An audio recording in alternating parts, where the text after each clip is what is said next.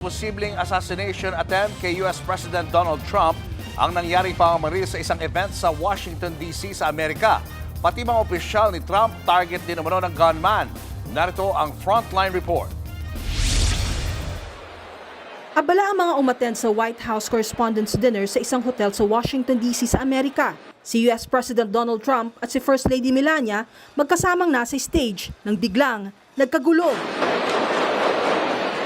Ang mga bisita kani-kanyang yuko sa ilalim ng mesa dahil sa umalingaw-ngaw ng mga putok ng baril. Agad pinalibutan ng security si Trump. Habang si US Vice President J.D. Vance unang inescort pababa ng stage.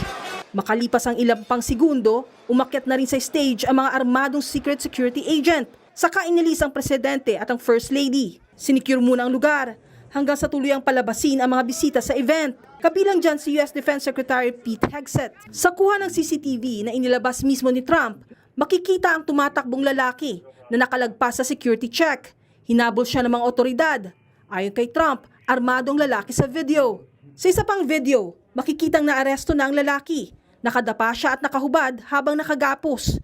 Kinilala siya bilang si Cole Thomas Allen na taga California, isang part-time teacher at game developer. Ayon sa FBI, binaril ni Allen ng isang service security agent gamit ang shotgun para makapasok umano sa event. Pero dahil sa naka-bulletproof ang agent, hindi tumagos ang bala kaya nahabol siya at naaresto.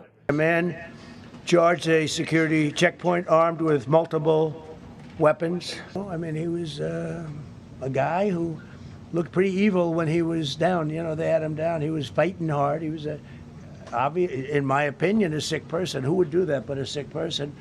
Hindi pa malinaw ang motibo sa pamamaril, pero ayon kay Trump, may nakuhang anti-Christian manifesto sa suspect.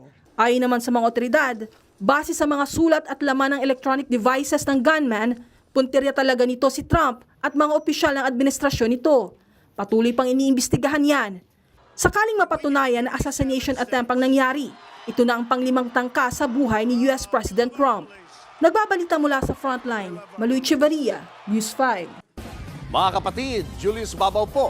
Para sa komprehensibo at makabuluhang balitaan at talakayan, mag-follow at mag-subscribe na sa social media pages ng News 5.